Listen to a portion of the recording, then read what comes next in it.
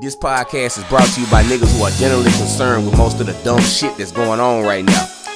By the way, I'm your host, Billy Cash, aka Cole, and welcome to Social Climate. What's poppin', socialites? You know what I'm talking about? I had to hit y'all with a 3-piece because I've been gone for 3 weeks. Bars. Man, I've been a little bit under the weather. This asthma, man, it's got me up and down, man. It's cold outside, it's hot outside, then it's hot outside, then it's cold outside. You know what I'm talking about, where I'm at. But hey, you know what I'm saying? Real bosses can get through that. You know what I'm talking about? Hey, likes, we need them. Shares, we need them too. Shout out to all the shareholders. You know what I'm talking about? People that share my videos, man. Subscribers, yeah, we need y'all. Notification click. We love y'all. You know what I'm talking about? Man, and on this episode right here, oh man, I'm talking about Meek Mill, man. I'm doing something that I'm not talking about Meek Mill. I usually don't talk about celebrities on my channel, but there's an interview going around online with him and CNN's Michael Smirnoff. Meek is explaining what it's like being in the industrial prison complex, and his new album is out, is jamming, Championships. But my thing is this, the way that he describes growing up in the hood and bringing it to white America is so dope, man. I'm glad that he's changed his path. He's doing a whole bunch of positive things, man. You know, don't look at the man. Listen to the message in the video. You know what I'm talking about? As always, be careful and stay prayerful. Socialites, check this video out. Yeah, how you doing, man? Nice to meet you. Thanks for having me. So the words in that video for the New York Times, I want to break them down. You talk about how there's no coincidence when you compare the plantation and the prison. This was the plan since abolition. I think we can reach general agreement among people of all different political persuasions today that the criminal justice system needs to be reformed. But what's the basis for saying that today it's all part of a plan to keep people subjugated? Just going far back as parole and probation, like a lot of people who go back in and out of prison are being stalked by a parole system or a probation system where not even committing crime puts you back in prison. And I learned from personal experience. I actually spent time with men that had 28 months in prison for a $100 bail. They wasn't even found guilty for their crimes, and $100 kept them in prison. And we had the taxpayers, even myself, had to pay money to keep guys like this in prison. And it was for like a petty crime. And things like that never made sense to me, even being on probation. I've been on probation since I was 19 years old. I'm 31 years old. Growing up in the system, I always thought this was normal, and I didn't value myself the way that I value myself now. And as I look back at it, just seeing people work in prison for 8 cents an hour, not really be able to pay their dues and pay their debts back to society. They was paying their debts back to the system, and money was being made. I know, but in the video you say this is part of the plan, that it's all about subjugation of African Americans. And I'm not understanding where's the evidence for that. That we have an unfair system? I get it. Yeah, but that it's all part of a grand design, I'm not seeing.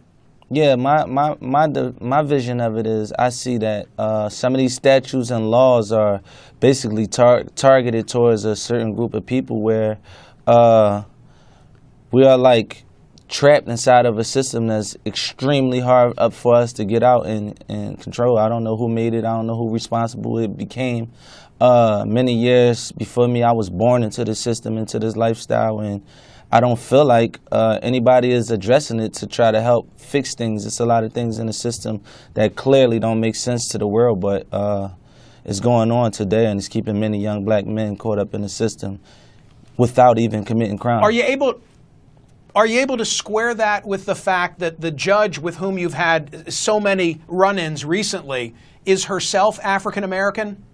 Yeah, I ain't even blaming it on like Caucasian African American. I think it's actually a mindset of actually self-hate. I don't think it's really a thing of a certain color, but it's designed to keep people like myself and the culture I come from. You could be white and come from where I come from and born in these conditions and still get caught up in the same design.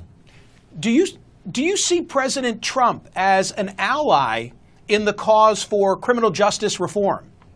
I'm not a politician, but I feel like anything that a president does to fix laws and statutes that don't make any sense and are unfair to American people is the right thing to do for anybody to do. You know that, I mean, this has been a rare issue where he has sought to do something bipartisan in nature. Surely you're familiar with his efforts in this regard. Yeah, I'm not too familiar with everything Donald Trump do because I don't really keep up with politics.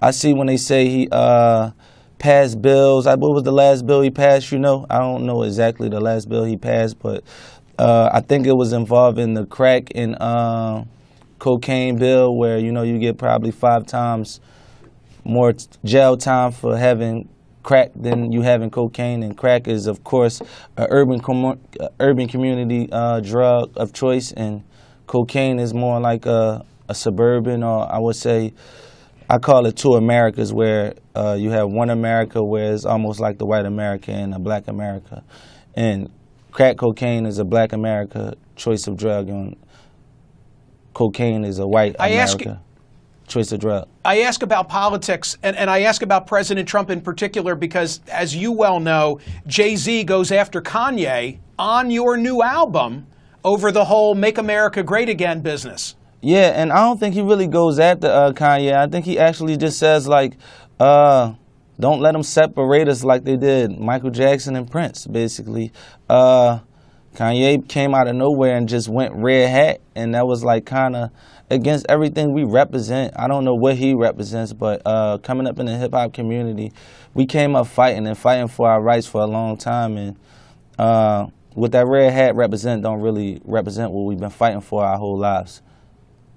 Did you talk to Jay-Z about those words? You know that today this is a big trending subject, so I have to ask you, did you talk to Jay-Z about what he was thinking, why he wanted that to be on your new album? No, I didn't talk to him about it. I just was like, yo, I had dreams my whole life of having a Jay-Z verse, being able to rap with Jay-Z, who I view as the greatest of all time. So, whatever he did, I just was going to accept it, and that's what he gave me. That's what he delivered to me, and I was happy with that. You were just happy to have him on the album regardless of what it is he wanted to rap about. Yeah, that was one of my idols I looked up coming to in the rap business my whole life before I even was in the business. So that's what it was more about. How about the mindset? I have to play devil's advocate and ask Meek Mill this. You wrote that piece for the New York Times, and not only did I read what you wrote and watch the video, but I also read the comments that were appended to it. Yeah. Many of them were supportive, but many of them, Meek said, hey, you're not the right guy to take on this fight. I can put one on the screen of just something that was typical. I'm not defending our criminal justice system at all, but let's look at the facts. It was more than just a wheelie. We don't know his juvenile record. He got probation, on and on and on, got convicted for selling drugs, possessing a firearm. Essentially, it makes the argument you didn't play by the rules. And if you had played by the rules, I'm going to give you the chance, but if you hadn't played by the rules, you wouldn't have had issues with the system. I always dreamed, too, of being like on like CNN and being able to express myself and speak for like the voiceless young men of America. The first step, I would say, I grew up in America in a ruthless neighborhood where we're not protected by police. We grew up with people selling drugs on our neighborhood, on our front steps. We grew up in ruthless environments. We grew up around murder. You see murder 7 days a week. I think if you grew up in my neighborhood, you see 7 people die a week, I think you would probably carry a gun yourself. Would you? Yeah, I probably would. Yeah, yes. if you seen your neighbors and family members, or you seen one of your best friends you grew up with get your brains blown out, I think you would want to protect yourself. Second of all, my first juvenile arrest, going to school, being suspended, I didn't want to tell my mother that I was suspended from school because my mom would have to take off from work. She was a single parent, and my father was in the graveyard. So, I was afraid to tell my mom I was suspended. I went to school on a suspended day. That was my first arrest as a juvenile for being in school. I guess the charge was trespassing. And at 18 years old, I was arrested by the Narcotic Strike Force, which most of these guys were federally investigated. Most of these guys were found out to be liars. They lied on the stand and was proven to be liars. I was arrested for pointing a gun at a whole strike force. Do you know what a strike force? A strike is when 5 or 6 cops come to do a bust. I was arrested for pointing a gun at 2 or 3 cops without any shots being fired. And this is for America. Now we have like cameras and hand cameras. I want to ask you, do you really believe I pointed a gun at 2 or 3 cops without a single shot being fired? A young black man and I don't know what the underlying facts are. I just don't want to ignore the argument that some make that, hey, Meek Mill's not the guy who should be making this case. I just want to explain it. I just want to know from a personal opinion, do you believe a young black man in America can point a gun at 2 or 3 cops? Because I'm not the only one that get found guilty for these things. Cops charge people with these things at an alarming rate, and people take deals because they don't have lawyer money or they can't afford attorneys to even fight for their freedom. Do you believe that a young black man can lift up a firearm and point a gun at 2, 3 cops while they're attempting to do a bust with their firearms out and not a single shot being fired?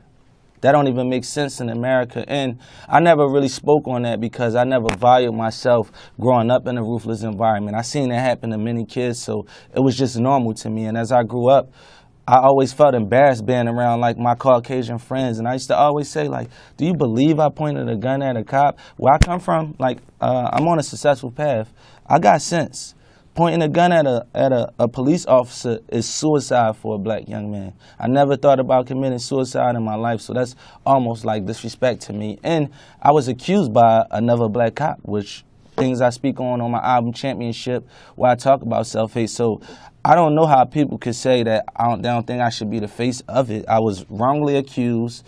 I was sent to jail multiple times for not even committing crime. I've been sent to jail at least 2 or 3 times just for being addicted to Percocets and never sent to rehab. I was sent to jail for popping a Wooly. If you follow me on Instagram, which many of these kids in America do, I've been popping Woolies on my Instagram across America for the last 10 years, and I never was arrested. The farthest it ever went was a traffic ticket. And my whole message to get across is, if somebody like myself who's doing so good for myself, I'm not involved in crime, I've been working, I employ people, I pay taxes, if probation can stalk me down and bring me back to a state penitentiary without committing crime, what could it do to these other kids that are trapped in these environments surrounded by crime and violence? They don't stand a chance. You have thousands of kids that will be destined to be put in prison for the rest of their life. Their beds are already made up. Click like and subscribe to my channel and hit the notification button. Yeah.